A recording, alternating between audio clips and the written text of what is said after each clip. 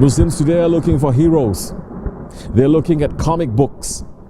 They're looking at Western presidents and prime ministers and kings to be their heroes. What happened to our real heroes?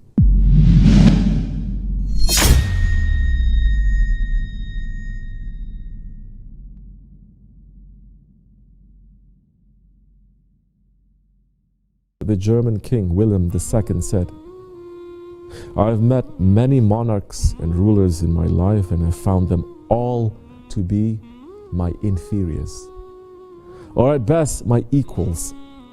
But when I entered the presence of Abdul Hamid, I began to tremble. He is such a hero, the most important hero in the last 100 years that we must remember, who stood up against the whole world for 33 years alone, defending the rights of every Muslim from east to west to north and south."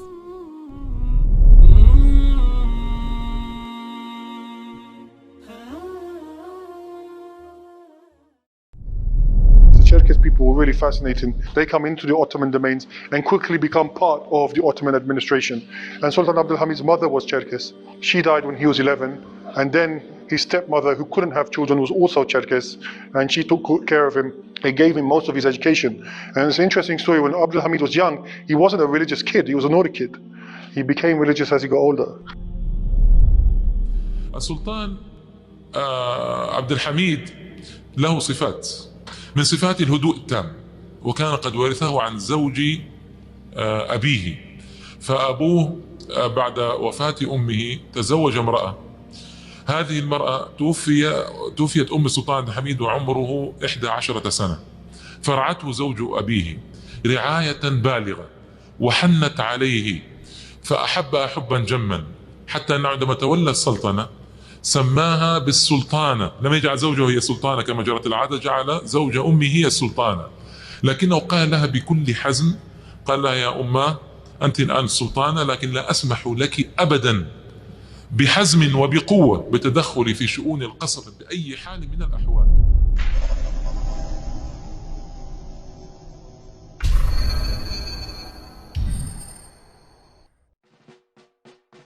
So 1876 is the year of the three sultans.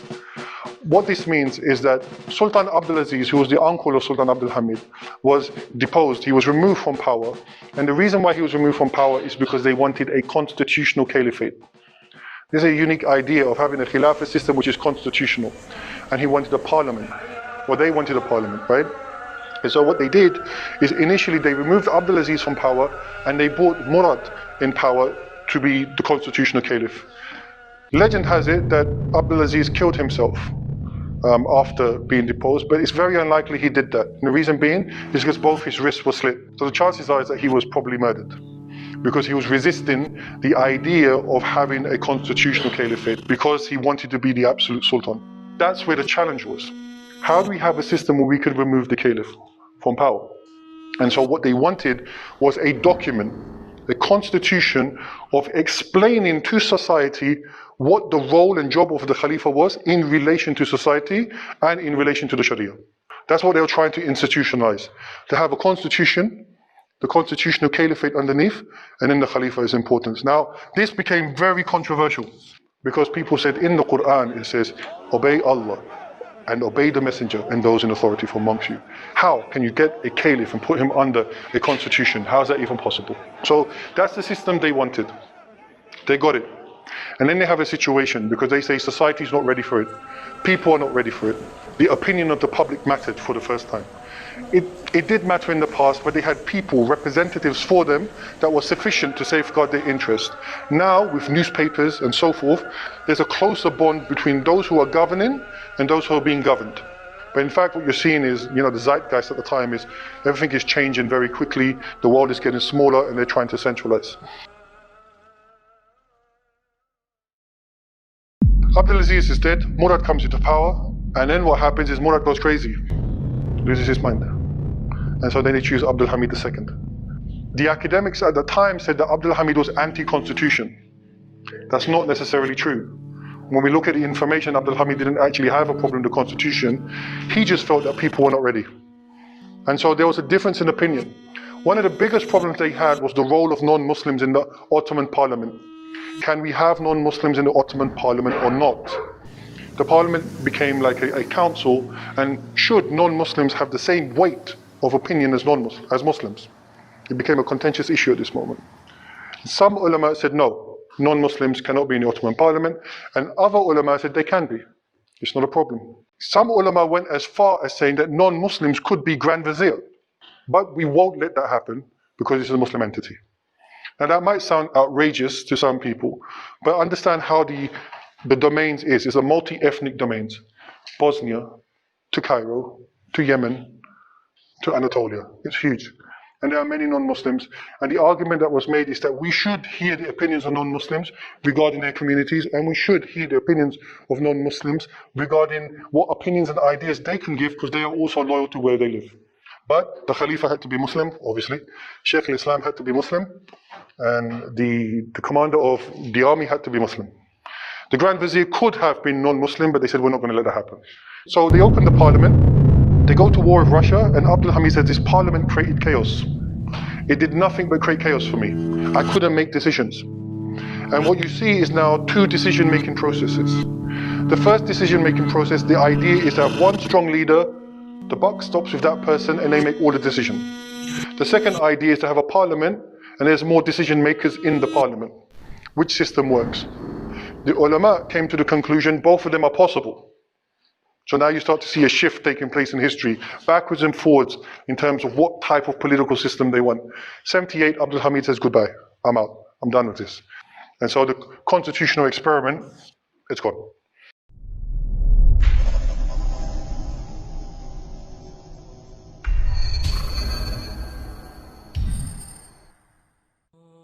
Now, what Abdul Hamid focused on when he came into power then is what they call in the West pan-Islamism, which actually the word we use is Ittihad Islam.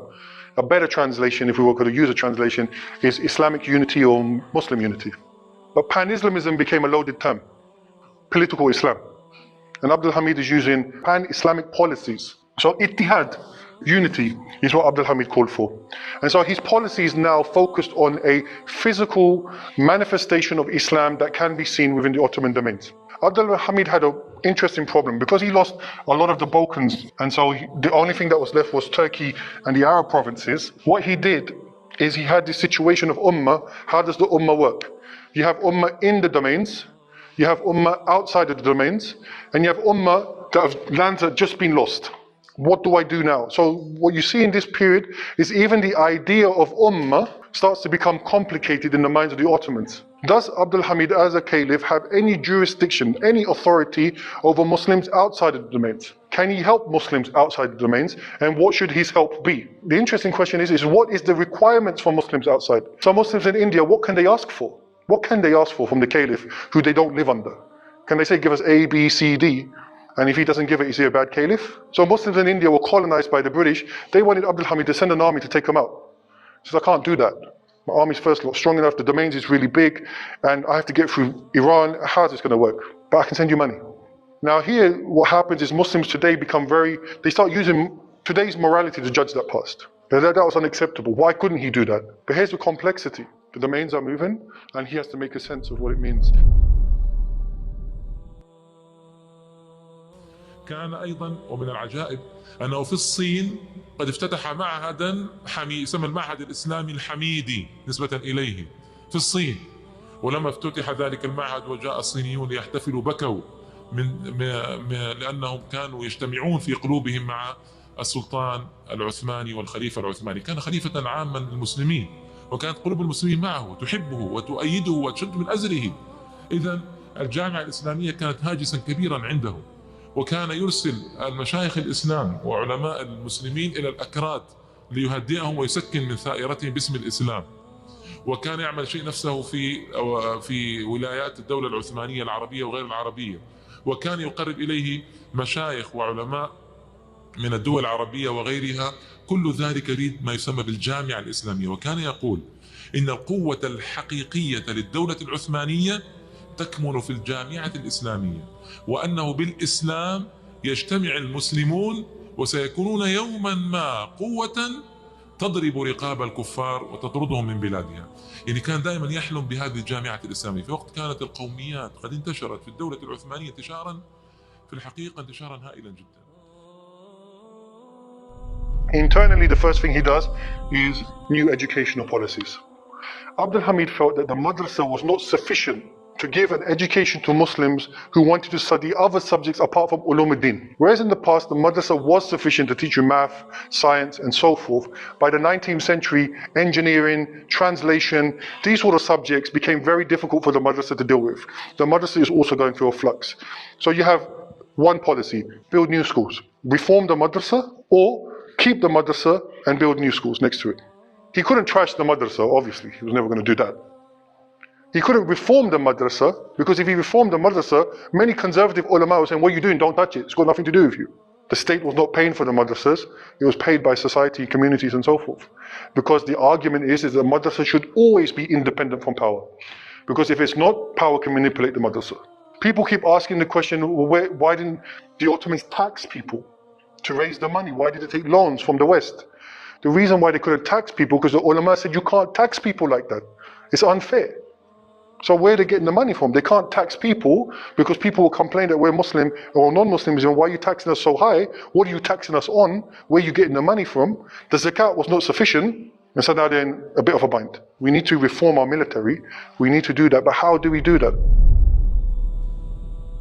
كان السلطان عبد الحميد قد تولى وتركة الدولة ثقيلة إلى الغاية، وورث هذه المسألة، ورث ديونا هائلة تقدر ب 52 و200 مليون ليرة عثمانية ذهبا، وهي اليوم تقدر بمئات البلايين من الجنيهات الاسترلينية، مبلغ ضخم جدا من الديون.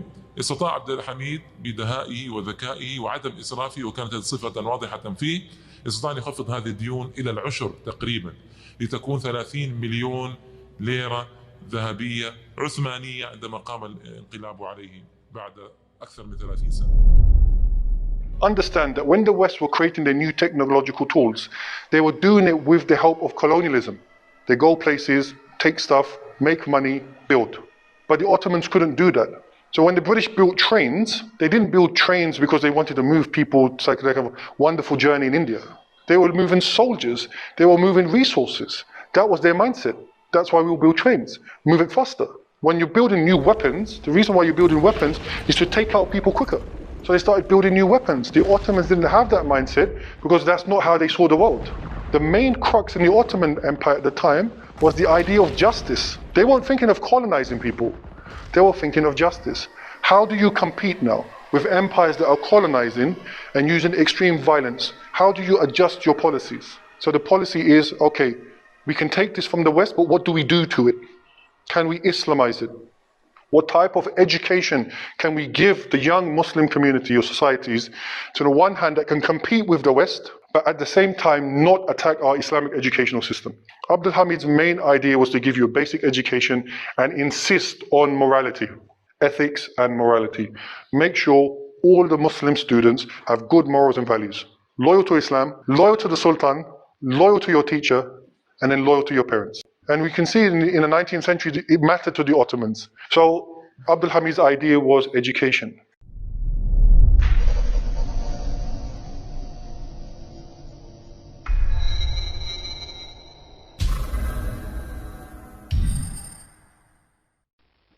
The Hijaz railway station is the project that Abdul Hamid believes in, which is the project for the pilgrims, which is to have a railway station that starts in Istanbul and goes all the way down to Makkah and Medina and actually stretch to Sana'a in Yemen. And the idea is fundamentally for the pilgrims.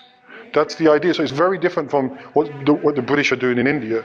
They're building infrastructure to be able to allow pilgrims to move up and down, because trains, steamships, telegram, a newspaper. These were new forms of technology that were allowing access of information and movement to happen a lot faster. Abdul Hamid unfortunately didn't get to see the actual Hijaz railway station take off in that sense because the revolution happens and so forth. But it's a project he invested in heavily. The Germans did it because once again they had the tech and the machinery to do it, and they built the railway station, and they had trains already in other parts of the Ottoman domains. So they had a railway that was going to Baghdad, and they built a railway that goes into the Balkans. So this is not the only train service that they're providing, but it is fundamentally for the pilgrims. And in World War I, it's used to be able to move the soldiers from up to down. And so Lawrence recognizes this and he blows up the railway station to make sure it doesn't happen. It's a shame because now people are imagining the possibility of having a railway from Istanbul to the Arab world again.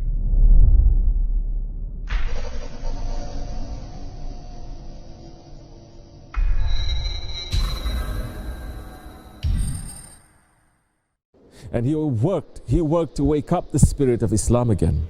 He was sending aid and help to the Muslims in Africa, in India, in Indonesia, everywhere to wake them up and bring the body of the Muslims together. He even started to spread Islam into Japan. The Emperor Meiji sent a letter to Sultan Abdul Hamid Han saying, "I'm asking you to send us scholars to teach us Islam, which can build a moral relationship between you and us." He was sending help to the Christians where their own kings and their own queens were forsaking them. He built the Hijazi railway to connect the whole Muslim world to Mecca and Medina. He reduced the debts of the empire by more than 90%. He kept Quds Sharif in the hands of the Muslims. He was the Khalifa in maybe the hardest times that the Ummah had ever seen. He was writing poems asking for help from Allah, saying, "My Allah, I know you are the Aziz. There is no Aziz but you. You are the one, nothing else. My Allah, take my hand in these hard times. My Allah, be my helper in this dangerous hour." He was a man that when the people of the East and the West saw him, their heads bowed down in respect. He inspired fear in the enemies of Islam with his haybat.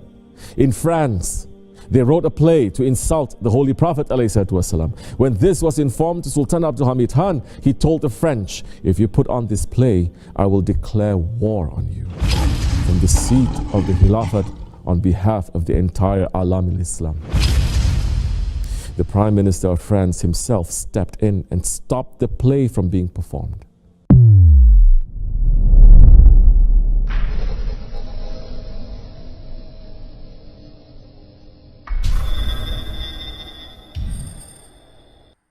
Fezes were really interesting because one of the things you see in the Ottoman period is what we call clothing reform.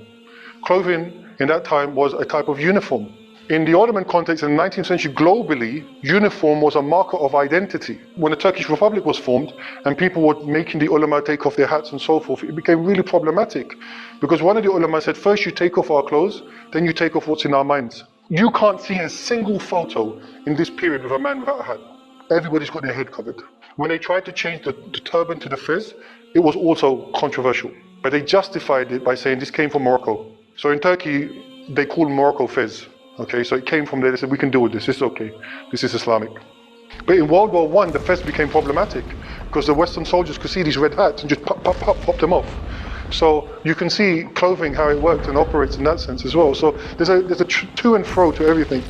In this period, the Muslims were really concerned about women's clothing, actually. And there was a piece by Mehmet Akif, who wrote the Turkish national anthem, and he's talking about Islamic civilization, Medaniya.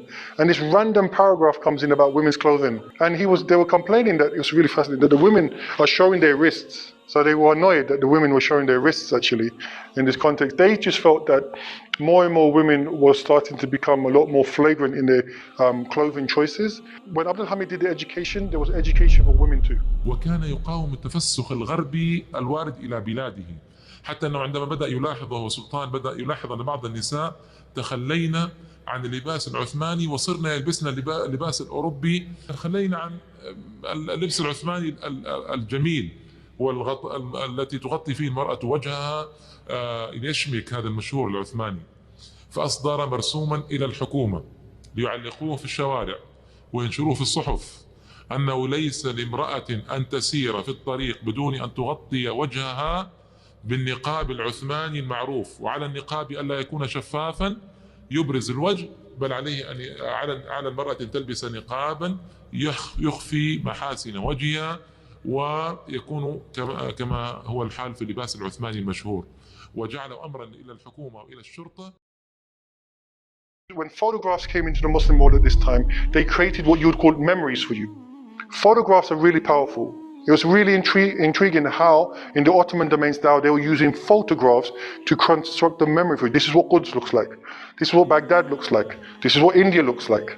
Abdul Hamid was very interesting in the way he used photographs. Photographs of himself, removed it. He didn't want people to worship him. What he did is he put this up. But this symbol became far more powerful than a photograph in itself. It's a very unique way of creating an imagination of people. People never saw you, but they saw your signature stamped in the wall. You walk down the street of Damascus, there's a fountain, stamp. And so you had an image of the Sultan, but you didn't see the Sultan. It's very unique what he did. He tried to control the symbols that represent him. One of the unique things about Abdul Hamid, he understood symbolism. They have a saying in Turkey, which is devlet çalışıyor, meaning the state is working, because you can always see something is being built. So you can't see the Sultan, but you can see a hospital was built. Yes, the dawla is working. There's a mosque here. Yes, they're working. That's sufficient for us. And Abdul Hamid was good at that.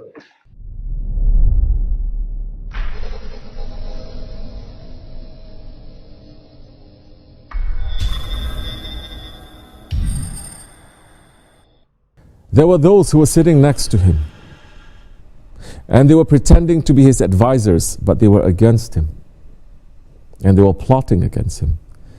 But he had the intelligence of a believer, and he was looking with the nur of Allah, and he saw through their plots. 1909, we have a revolution. When the revolution happened, a lot of people argued that this revolution was inspired by the French Revolution. And so westernization is happening again. These people were students from these civil schools. So the very people that Abdul Hamid educated are the people that did a revolution against him. Why? It wasn't that Abdul Hamid was a bad sultan. Abdul Hamid was in power for 33 years. People got exhausted. This is a young generation that are seeing that while Abdul Hamid had maintained the Ottoman domains really well, but what was happening was they felt it was remaining static. It wasn't going beyond that. It wasn't moving. Mustafa Sabri said something really unique. He said when the revolution in 1908 happened, he said a revolution is what happens from the people. When the Turkish Republic revolution happened, he says you can't call that a revolution because that happened from the state. And when revolutions happened, it was really unique because they used the word inkilab. Now, when people heard this, they said, what does inkilab mean? Inkilab was a word invented by the Ottomans themselves. Prior to that, you don't see it much in Arabic literature. The word they used was thawra. What's unique about here, what you see in the Ottoman period, is that revolutions are the extreme form of negotiation with the government itself. There's people who are not being heard, they go to the street.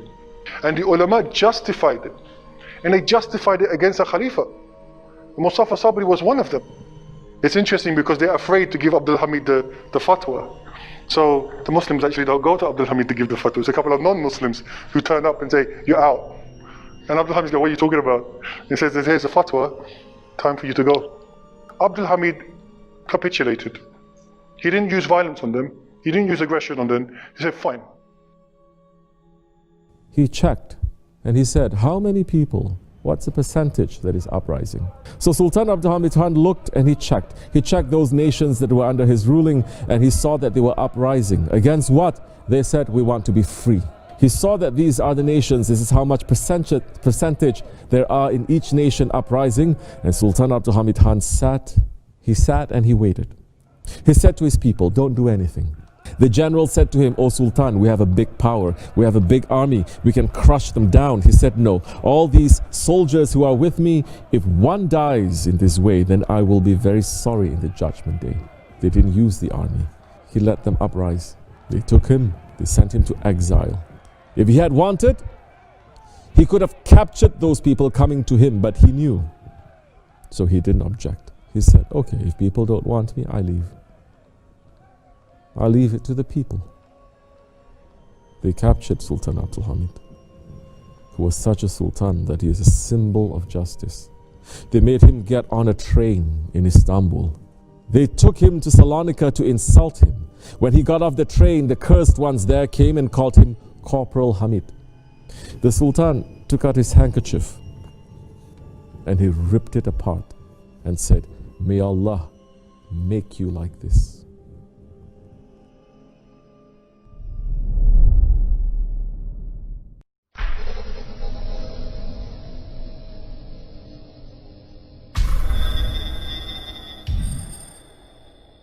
This is an interesting picture because this is a picture that shows that this was a delegation that tried to remove Sultan Abdul Hamid from power.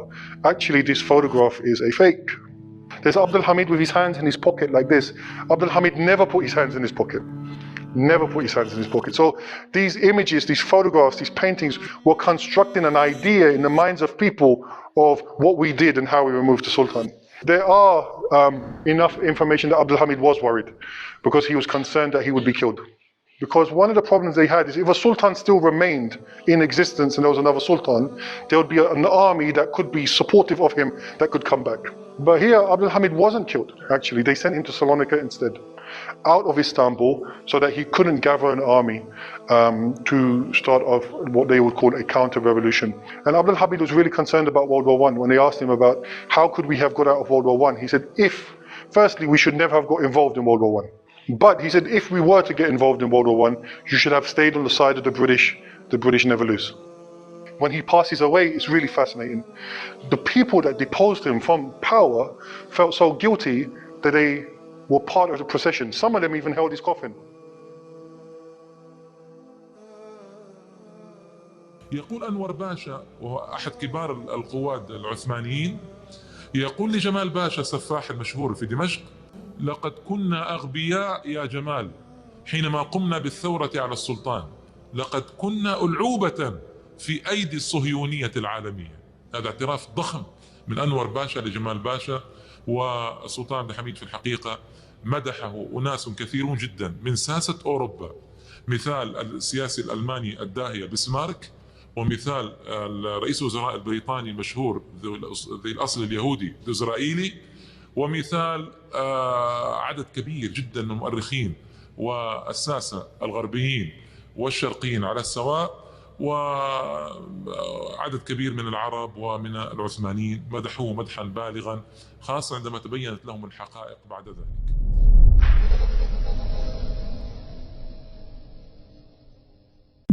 أن هنالك رجلا اسمه رضا توفيق كان شاعرا وكان اتحاديا كما سيأتي تفسير اتحادية، وكان ماسونيا من كبار الماسونيين، وهو ممن سعى طويلا في عزل السلطان عبد الحميد. هذا رضا توفيق كان شاعرا. لما توفي عبد الحميد ماذا قال بعد أن وجد ما وجد من انهزام الدولة وتفتيتها وتقطيع أوصالها؟ قال: عندما يذكرك التاريخ يا أيها السلطان يكون الحق دائما ومعا، دائما في جانبك ومعك أيها السلطان العظيم.